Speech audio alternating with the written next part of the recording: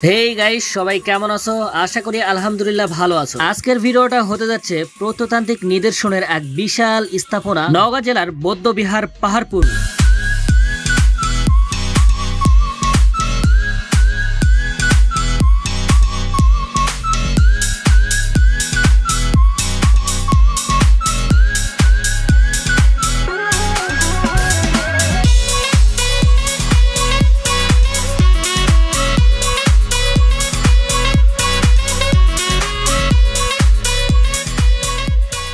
আসসালামু আলাইকুম প্রিয় দর্শক, বরাবরের মতন আমি সাইদ আবার একটি নতুন ভিডিও নিয়ে আসলাম। আর আজকে আমি চলে এসেছি নওগাঁ জেলার বদলগাছি উপজেলায় অবস্থিত বৌদ্ধবিহার পাহাড়পুর। আর এই পাহাড়পুরে আসতে চাইলে দেশ এবং দেশের বাইরে থেকে ঢাকা থেকে সরাসরি নওগাঁ জেলাতে আসবে এবং নওগাঁ জেলা থেকে বাস এবং সিএনজি করে আসা যায়, যেখানে বাসের ভাড়া 80 টাকা এবং সিএনজিতে 120 টাকা নিতে পারে। এবং এই পাহাড়পুরে ঢুকতে 30 টাকা আপনাকে ফি দিতে হবে এবং বাইরের দেশ থেকে আসলে অবশ্যই আপনাকে 100 টাকা ফি দিতে হবে। পাহাড়পুরে ঢোকার পরে সর্বপ্রথমই যেটা চোখে পড়ে সেটা হলো জাদুঘর।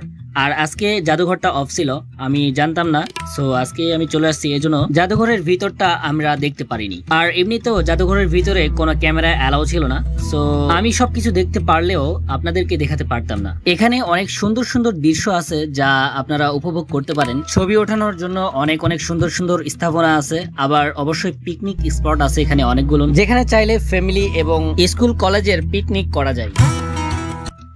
এখানে চারিদিকের পরিবেশগুলো অনেক সুন্দর আর এখানে সিকিউরিটি অনেক বেশি, যা সবকিছু মিলে টুরিস্টদের জন্য অনেক ভালো।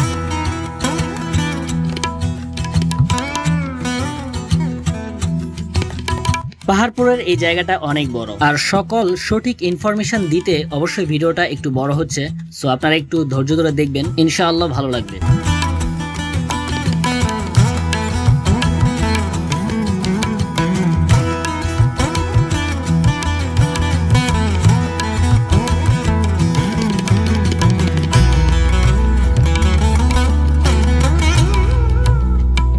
এখানে চারিপাশে গাছ কেটে কেটে অনেক সুন্দর সুন্দর প্রাকৃতিক কারুকার্য করা আছে, যা দেখলে অবশ্যই আপনাদের ভালো লাগবে। এগুলোর সাথে আপনি ছবি তুলতে পারেন, আবার আপনি চাইলে এখানে বসে আপনি আড্ডা দিতে পারেন।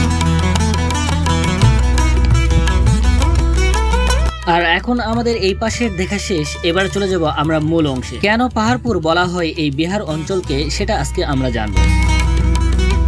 আর কথা বলতে বলতে এখন আমরা চলে আসছি একদম পাহাড়ের মূল অংশে। আর এখান থেকে আমি সমস্ত স্থাপনাগুলো একটু সুন্দর করে দেখানোর চেষ্টা করতেছি। ওই যে দেখুন, দূর থেকে দেখা যাচ্ছে যে উঁচু স্থানটি, ওটাকেই মূলত পাহাড় বলা হয়। আর চারিপাশে যেগুলো দেখতেছেন এগুলো অনেকটা ঘরের স্থাপনার মতো লাগতেছে। বলা হয় বিহারে মোট 177টি ঘর রয়েছে, যেগুলো বৌদ্ধ ভিক্ষুকরা ব্যবহার করতেন।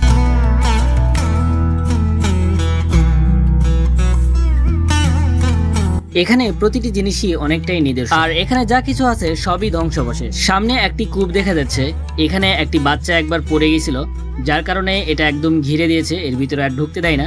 যদিও কূপটি তেমন আর চলে না, বাট এখনো পানি আছে। পাহাড়পুর বৌদ্ধবিহার উত্তর দক্ষিণে 922 এবং পূর্ব পশ্চিমে 919 ফুট দৈর্ঘ্যে সীমাবদ্ধ।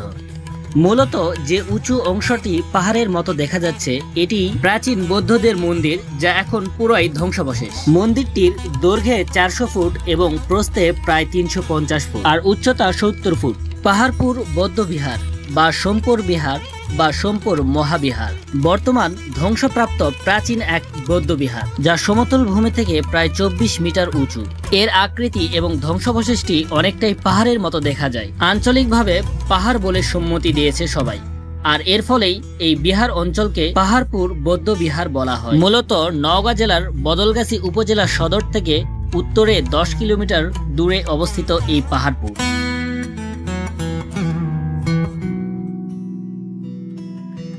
জাতীয় ও আন্তর্জাতিকভাবে এই সোমপুর বিহার ব্যাপক পরিচিতি লাভ করে ইংরেজ প্রত্নতান্ত্রিক বুকানন হ্যামিল্টন পূর্ব ভারতে জরিপ কাজ পরিচালনা করতে গিয়ে 1807 সাল থেকে 1812 সালের দিকে তিনি পাহাড়পুরকে বৌদ্ধবিহার বলে অনুমান করেন এবং পরবর্তীতে 1923 সাল থেকে 1934 সাল পর্যন্ত এর কিছু খনন কাজ করতে গিয়ে মাটির নিচে একটি সিল থেকে পাওয়া যায় এটি সোমপুর বিহার।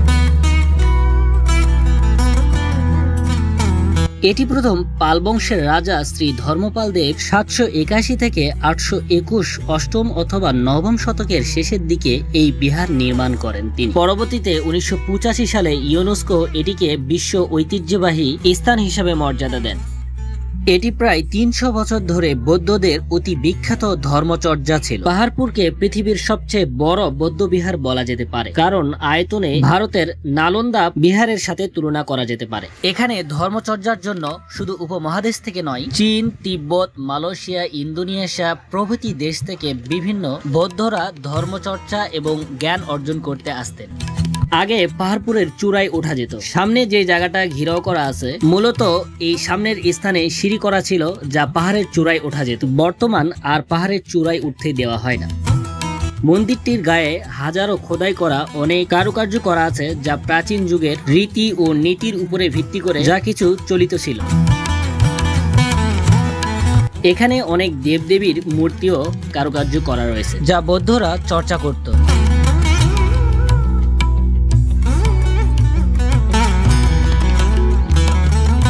এখানে প্রতিদিন দূর দূরান্ত থেকে হাজারো মানুষ দেখতে আসে এই পাহাড়পুর বৌদ্ধবিহার। পাহাড়ের পিছনে সূর্য লুকিয়ে যাওয়ার পরে দৃশ্যটা অনেক সুন্দর ছিল। আজকের আবহাওয়াটা অনেক গরম ছিল, কিন্তু বিকেলের আবহাওয়াটা অনেক সুন্দর ছিল। আর দেখতে দেখতে আমাদেরও সময় শেষ। এখন আমরা পাহাড়পুর থেকে বের হয়ে যাব। ঘড়িতে এখন 5টা বাজে। 5টার পরে পাহাড়পুরে আর কাউকে থাকতে দেয়। তো আজকে এই পর্যন্তই। ভিডিওটা কেমন হয়েছে তা অবশ্যই কমেন্টে জানাবেন, আর অবশ্যই ভিডিওটাতে লাইক, কমেন্ট এবং শেয়ার করতে ভুলবেন না। সো ভালো থাকবেন। আল্লাহ হাফেজ।